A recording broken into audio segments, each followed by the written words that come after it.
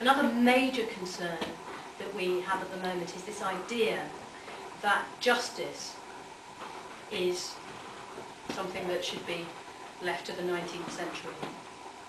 That modernisation means dispensing with tops in wigs who grant people a presumption of innocence and a right to a fair trial. How many times have you heard the phrase rebalancing the criminal justice system?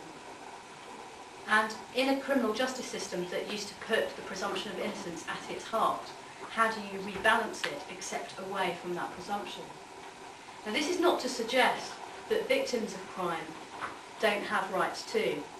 One of the reasons why I'm a human rights proponent rather than just a libertarian is that I do believe in a carefully calibrated framework of protection as well as respect for individual autonomy. But I do think that the cartoon politics that we've experienced in recent years paints life rather simply. There are two kinds of people in every troubled estate in this country, we are led to believe. In Council House number 1, the worthy poor, the decent, hard-working people who are doing their best for their kids, send them off to school and cello practice with their hair combed. If only they could just get on with their hard-working lives and not be terrorised by Council House number 2, the neighbours from hell. Completely unworthy. Perhaps asylum seekers, perhaps an antisocial family with their antisocial children. Stick them under the gaze of a great big CCTV camera, place them under an ASBO, evict them, and all the problems will go away. Well, they won't. And the reality of human life is a little more complex than that, and that we're all capable of being perpetrators and victims of crime. We're complex. And young men, forgive me, the young men in the room, young men between the age of about 12 and about 30 are precisely the most complex category. And we're led to believe that they're hoodies and that they're all criminals and that everyone should be afraid of them. And yet, even the British Crime Survey shows that yes, young men engage in crime, but young men are also the greatest victims of crime in terms of numbers. But we are told that we are to dispense with old-fashioned principles like the presumption of innocence, the right to a fair trial, the right to cross-examine your accuser, and go for something called summary justice, which in my view inevitably leads to sweeping up the innocent with the guilty, the vulnerable with the guilty, a conveyor into the criminal justice system, in particular for the young, who need to be diverted out of that system. And finally, we are concerned with the continuous demonisation, really, of certain disenfranchised groups in society. The Conservatives told us at the last general election, and they told us repeatedly, that it's not racist to talk about immigration. It's not racist to talk about asylum. No, of course it isn't. We talk about these things all the time. But to constantly talk about them, and to talk about them always in the context of things like terrorism, when we know that the 7th of July bombers were not migrants, in some cases not even the children of migrants, but people as British as I am, is something that is a discourse, a political discourse that is beginning to poison our race relations in this country.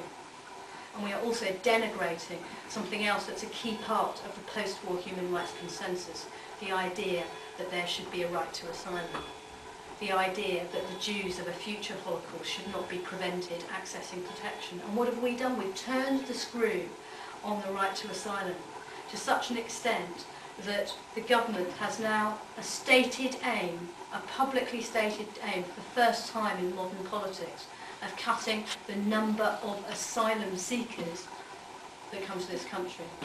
Not the number of refugees, not the number of bogus asylum seekers, but just asylum seekers not welcome here.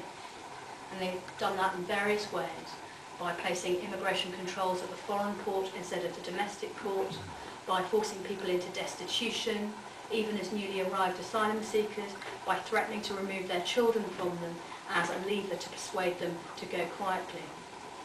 And again, these are laws that sweep up the innocent and the vulnerable with the guilty. And by the way, being somebody who doesn't qualify as a refugee in this country as opposed to France or Canada or all the different systems around the world is not kin to being a murderer or a terrorist, but you wouldn't think it if you read the Daily Express, sometimes the Daily Mail, and sometimes the speeches of some of our foremost politicians.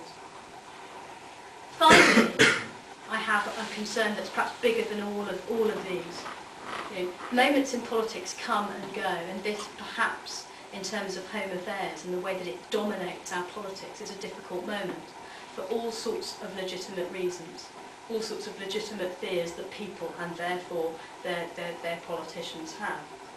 But if you compare us for a moment to the United States, it's very easy sometimes in Britain to be a progressive person who's slightly smug in their anti-Americanism. I'd ask you to consider this.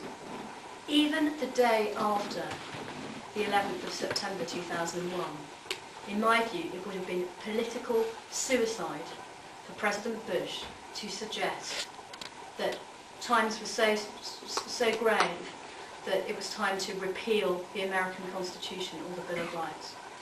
And the National Enquirer would never have launched a campaign to do the same. And yet in Britain, this old democracy, the country of Magna Carta and habeas corpus, the country that contributed so much to the post-war human rights framework, it is now highly fashionable in all sorts of newspapers and all sorts of political speeches to openly contemplate repeal of the Human Rights Act. Human rights are a dirty word. Good enough for an intervention on the other side of the world, good enough for weeping hot tears for the torture victims of Saddam's Iraq, but not good enough to use to protect and promote rights and freedoms at home. And I think that constitutional poverty is something incredibly dangerous, that's almost as dangerous as the environmental poverty that we leave to the next generation. And I think that in these times when people argue about the nature of Britishness and the nature of social cohesion and what it is that's going to bind everyone in society together, denigrating our rights instruments in that way is rather a foolish move. Thanks.